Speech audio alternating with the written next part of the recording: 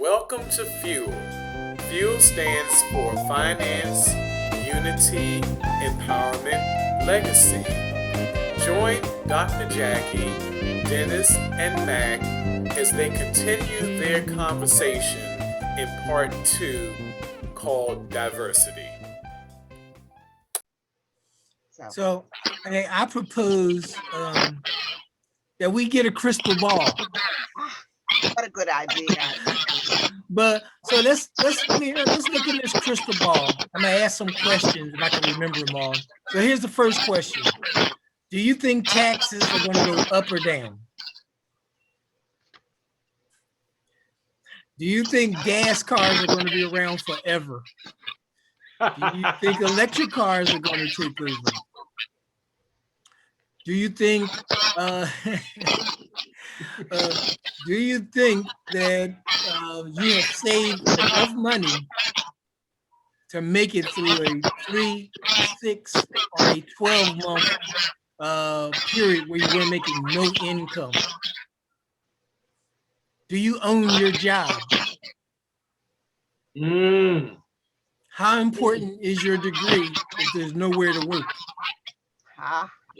Wow.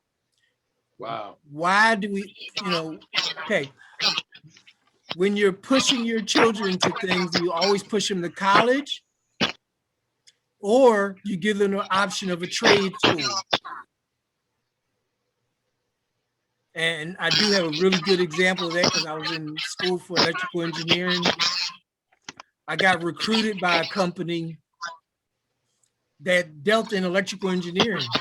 And, I sat in the interview, I said, well, I don't have my degree yet. They told me they did not care because we're going to have to train you again. We're going to have to train you. So we'd rather have you now after you get your degree.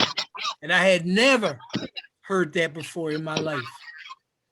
And they put me in a 4-year training program and I had to pass. And after I passed, I was like, well, what's the minimum age to start this program? Because I done been in college. I'm older. Started college a year after I graduated high school, so I'm older. They said you could start at 18. I'm like, well, how come y'all don't tell anyone?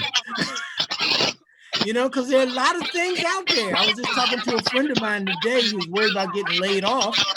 And I said, you know what? 6 months in a program to be a plumber, you can make $100,000 a year or more. Yeah. You get in there, you do a 6-month HVAC program, you can make $100,000 a year or more. 6 months in college, you're still a freshman with no skills. Now, don't get me wrong. I'm not down on college. I think everybody should go.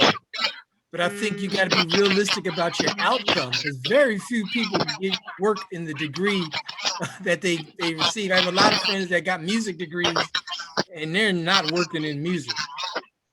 So what happens? They went to the school with good intentions, but we got bills to pay, and them good intentions will turn into whatever job is available. So, when you're looking for higher education, don't look down on that plumber. Don't look down on that electrician or that carpenter or the mechanic, auto mechanic. Yeah, they didn't spend 4 years, 6 years, or 8 years, or 12, depending on what your vocation you planned on being. But tell me one doctor that don't have to take his car to the mechanic.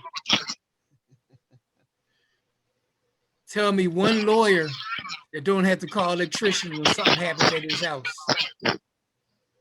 So we got to think, that we all need each other, and we need doctors, we need lawyers, we need electricians, and we need plumbers. No one is above the other. It's all about not only diversifying your personal finances, but the finances of your village. And I know that's a broad thing right there. But when we're looking at society right now, this is April 2nd, 21, excuse me. When you're retired, those dates don't mean as much as they do when you're working. That's true. But when you look at your family, I look at my daughter, my niece, my nephew, and I always tell them, don't rely on one skill. Don't rely on one financial institution. Don't rely on one job. You know, diversification is deeper, and the real meaning is many. You got to have many avenues. Your brain can't be stuck on one number. Yeah, you know what, Dennis, which that even transitions into another type of diversity, which is actually the diversification of your skill set and how you're going to actually create this wealth. So before you can even have diverse places in order to put wealth, you got to have the wealth to actually be able to manipulate. Mhm. So with that said, you know, and I know again, this is no throwing no shade to colleges and things of that nature, but there are many people that are doing incredible things before they ever get to college age, and they're already entrepreneurs. Right.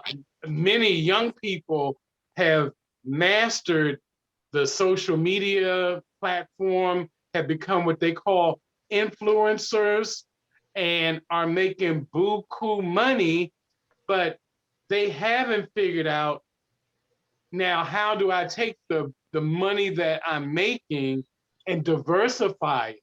So I would tell anybody, you know, if they're in a career right now, you still better have something on the side that you can rely on just in case COVID hits or whatever new monstrosity might hit in the future. Like, you don't want to rely on stimulus checks that come every 6 months, maybe, in order to be able to take care of your families. So we have to, and that's a protective mentality. We have to think about protection of our families, and also protection of our futures. So we should always be thinking not just about what's going on today, because it's great that you have a job that's taking care of your needs and even allowing you to enjoy some of the creature comforts. But better if you have a plan that will take you beyond just today, where you know that you have that nest egg, whether it's, you know, in the stock market or you know, index investing, annuities, et cetera, and to know that you have a portfolio, which is one of my favorite words, a portfolio that you can look at and say, hey, I've got all my bases covered. So I can be pretty confident that even if one of these things may not work, then the other ones should pick up the slack, so that I should never have to be going out there relying on a stimulus check in order to pay my rent or to pay my bills. So one of the He attacked that stimulus hard, didn't he, Dr. Jackie? Yeah. yeah, I was just thinking about that. Well, here's the thing, and I'm gonna let it go. But those people that are actually waiting on it, like that's the promised land for them. Well, all they're really saying is that Uncle Sam is their dad. And so I don't want Uncle Sam to be my dad, because that means Uncle Sam, what he giveth, he can taketh away. And he will take it away. He will take it away, because believe me, this money that's going out there is not going out there without a price. Somewhere down the line, we're going to understand what that price is. Yeah. Probably gonna be pretty bad too. And you know, I agree with you about the Reliance. It's just that we are in a situation where so many people have been unable to find a way to work. And because so many jobs have closed, they're not able to find a way to get work. And so for them, trying the stimulus does offer a way to maintain, but it is short-lived. I realize that, you know, one time it's 600, another time it's whatever, but then it's gone because the bills have been piled up, and then it's gone and there's nothing else. And so, you know, what I think that in these situations, it's really hard to tell somebody to plan, because all their plans were by the wayside when the virus hit and they shut down. Whatever it is it happens to be that you were doing was shut down. And so therefore they're looking to exist, right? And to make it through. But at the same time, it's still a time to educate and figure out what to do when it opens up, because things are open. When you get that job, find a job. Ask them what is it they want to do. And so many times, their vision for themselves, so many times that there's not a clue. And maybe that's through education, maybe that's through a vocational trade. But what I see just looking out is that people are running more for the lotteries. Okay. Because they need big money, they're going to win big money. And then again, what do we always hear? The greater percentage of people who win the lottery are broker than they started within 5 years. There's no plan. It's like, oh my gosh, I got all this money. What am I going to do? Right? Yes. Right. I mean, I want to talk about that stimulus check. Okay. Just real quick. You know, I've been working and paying taxes for about 44 years. And I didn't collect any unemployment. I'm barely going to get Social Security. I don't look at that stimulus check. I do realize that there's strings attached, but it's the first time I got a chance to get something back. It's not like reparations or anything, because reparations have already been paid to the slave owners. This is the first time that the slaves get paid. I'm sorry for using those words that way, but even you know, there are companies that can no longer, well, things are changing now, but during the height of this thing that's going on, they couldn't open their businesses. So I think it's good that the stimulus checks were available to people to open their businesses and for people to be able to go in those businesses and buy stuff, which has a net effect of being able to pay somebody to give them money to pay their rent. So I don't look at it as 100% bad thing, but I do realize that I hope people are preparing for that day when the uncle wants his pay. Right. Because it's surely going to come, because the last thing I heard, they never canceled April 15th tax day.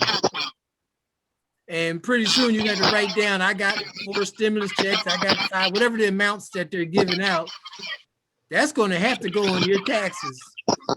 So if you expect a $5,000 tax return this year or next year, or whenever they start tightening that belt, I said, but the thing you really got to wonder is, where is this money coming from? All of a sudden, there's $1 trillion floating around. Right. Now, from what I heard from one of them YouTube videos I was on, or something, it wasn't YouTube, they could have given everybody $100,000 and still not get to $1 trillion. I'm talking about individuals. So, wow, where did it come from? Where did it go? And how they gonna get it back? So while you're out there taking your stimulus check and buying big screen TVs, or now if you're catching up on your bills, you know, I'm a firm believer, keep the lights on, keep the heat on, keep food in your belly. But if it's a bill for a brand new pair of sneakers or a brand new pair of boots, that might not be the smartest way to do this. But, you know, you got, like Jack said, and my counterpart, Mac, you got to have a plan. You know, somebody don't give you something. I think there's a story in the Bible, actually. I know I'm going to murderize it. Max will help me out. It had to do with 3 brothers and some talent. They were given talents and set out in the world. I look at the stimulus check as some talent. One brother wasted it, right? Or he didn't grow. He buried it in the sand. Yes. Another brother doubled his money. And another brother was extremely, and he multiplied it over and over again. Well, actually, just a slight correction. You're right. Three guys. Both, they were given a certain amount to invest for their boss, based upon their skill level. So to one guy he gave 5, to another guy he gave 2, and to the other guy he gave 1. Okay, so the first 2 guys, they went out and they're doing what we're talking about now. They diversified the money into whatever investments were out there. Okay, while the last guy, to your point, he hid that in the ground, basically what we in our culture would call putting it under the mattress or the pillowcase. Okay. And so that the one guarantee is that, yeah, you might be able to still have that amount of money under the ground, but that money would not have an opportunity to grow. So I didn't mean to hijack your story, but I think it's important to get it right, because this is dealing with even that rule of 72 that we talk about, because basically the first 2 guys used the rule of 72 so that when they were able to come back to their boss, the one that had 5 came back with 10. The one who had 2 came back with 4. So even though the dollar amounts were different, the sum of it is that they both maximized the growth. And that's what we're talking about with our community that's listening to us, that it's not about the dollar amount that you start out with, it's about being able to double it and double it and double it and double it over and over and over again at the best possible rate, and not be the way a lot of people in this world are acting. Well, we're just going to kind of hide what we got because we're scared, or we don't know what we're going to do or what's going to happen. And then when you come back to the boss and you say, hey, I didn't lose anything, but yeah, you did, because time had gone by, which means that inflation had gone up. So even that one thing that he was able to return to the master, the value of it wasn't even the same. It probably had decreased in value. So that's the lesson. Sorry, I hijacked that. That's all right. Well, you know, we're trying to get the information across correctly. And I knew that you were passionate about verses. So I'm glad you took over that point. But, you know, something as simple as the rule of 72 that tells you how fast your money is going to double is very important. And how that same rule of 72 can show you how fast you're going to lose money is even more important. That's right. It is right. Yeah, yeah. I mean, it's like gasping for air, you know. You know, somebody put you in a room and they say it's sealed and there's no air, only the air that's in that room. What are you going to do? You're going to breathe deep, or you can take little breaths. Yeah. The faster you breathe, the quicker you expire. So I'm sure you'll take that calculation in mind right at that moment. And this is how important this is. Your financial health is like every breath you take. Now that is true. Yeah, that's right. And I'll tell our audience that I'll pick up the phone in a minute to call Dennis when there's something going on in reference to an investment opportunity or something like that that I don't fully understand. Because the other part of this, as we talk about diversification, is also making sure that it actually makes sense to you to the point that you could explain it to someone else. And it's so important. So I'm sure that there are probably many opportunities out there that I personally could take advantage of, but I probably haven't done it yet, just because I just want to make sure I understand how it works and what's the profit loss potential of a particular investment, or some type of protection like insurance. I just want to make sure, and I want our audience to make sure that they do their homework and making sure they really understand how this thing works, how to know that, when you're going into an investment, a potential investment, that better to get in on the ground level where the cost is lower than to have already the wave has already started, and then you're coming in too high. And we can talk about Bitcoin. I'll even allow Dennis to put me on blast in reference to Bitcoin as to how I didn't get in as soon as I could. You want to go ahead and put me on blast? Well, you know what, in your defense, there's really no one that can tell you exactly what's going to happen. So when I started doing Bitcoin, yes, I called my friends and I said, hey, Bitcoin is going crazy. So I bought Bitcoin and I called Mac and I said, Mac, Bitcoin's $9,000. Let's do this.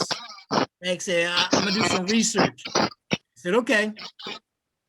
Then I called him back and said, Mac, Bitcoin is $10,000. Let's do this. I'm already in it, so I'm gaining money. Bitcoin hit $11,000. I said, Mac, come on. You could have got money and got out by now and been okay. So, but it's all about, he had to feel comfortable though. He had to do his research. I have another friend, I called him, I said, hey, if you got any money, buy this stock. Was I guessing? No, I do a lot of research. And I said, this stock is going to go up. And I called him, I said, look, if you got anything, buy this stock. I'm buying it. So it's the same as the Bitcoin, but they bought it right away. Now Mac took a couple times of me bugging him before he did it, but my other friend bought it right away. And then the company did a 1-for-5 split. That means every one share you bought, they gave you 5. And now each one of those shares is about $700. So every now and then I say, so are you still happy? They say, I'm up 14,000. I'm up 20,000. I'm like, right on. And you know what? I don't take any money from my friends, because to me, it's all about all of us winning, So they don't pay me. I don't ask them to pay me. I just tell them, look, I've been looking at this. I think it's going to be good, but I don't know. I don't know everything. There's always something out there. So when I called Mac, I'm like, Mac, we've been friends for a long time, brother. You might want to do this. So as far as the Bitcoin went, Bitcoin is now $60,000. We made out pretty well. The company that we worked with didn't work out very well. So, you know, it's just like anything else. Sometimes you hit, sometimes you miss. The idea is to try to take as much of the risk out as possible. And that's what we focus on. And that's why we push education more than anything. You know, wow, stimulus check, go get education. You want to do stocks, go get education. You want to do cryptocurrencies, go get education. You want to know where free education is? Contact us. We will show you where free education is. You know, That's because we're here to lift up the community, not to make money off of the community. And I'm sorry, I know people got to make money, and they make money by teaching people this stuff. So I'm not saying that you're bad people. I'm just saying that there's ways to get anything for free. And if you want it for free, you know, contact us. You can do it in your own home. Almost at your own time. Not exactly, but you can do it for free. And then you can go pay somebody to teach you if you want. From Forex to insurance, mutual funds, whatever you want to know, you know someone that teaches you for free. So that's my part. And no, I wouldn't talk bad about Matt. You know, we have been through a lot together.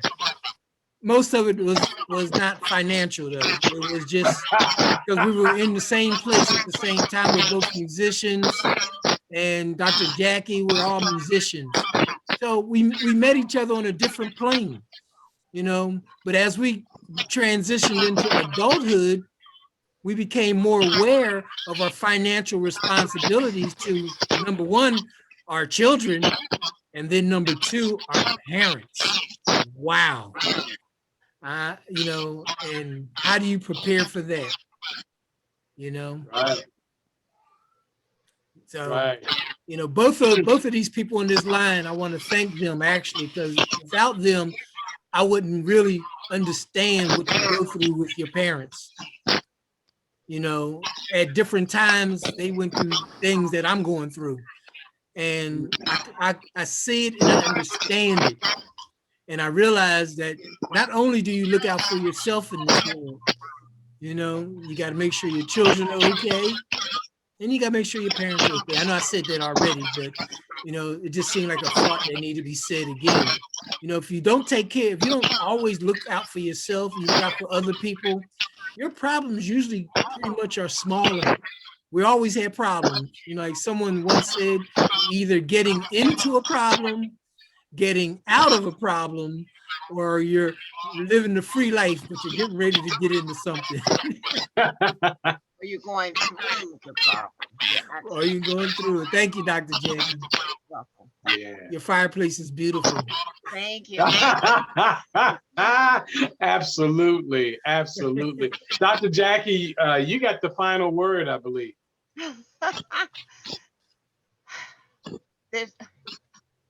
Well, we always round it up with education, and that the information is there. I think so. My final word is going to be plan. With that education, set up a plan of how you can have your money work for you, and you can plan that. And by looking at multiple ways to do it. You know, when you look at my background and different books, they're not all the same. We've seen scenes where all of the same, but they're different. So rather it's the cover of the content, you're going to get different information from it. And so you can make a plan that can lead you to where you want to go for you and your family. And remember that legacy. But on behalf of Dr. Jackie, on behalf of Dennis Sawyer and myself, we thank you for spending some time with us. And as Dennis alluded to, reach out and contact us. You can reach out to us via email at fuelingfuturegenerations2020@gmail.com. Again, take care, have a great day, and we will see you soon. Bye. Thank you for joining us at Fuel. Remember to subscribe to our YouTube channel at Fueling Future Generations, and also reach out to us with any questions or comments at our email address, fuelingfuturegenerations2020@gmail.com. Have a great rest of the day.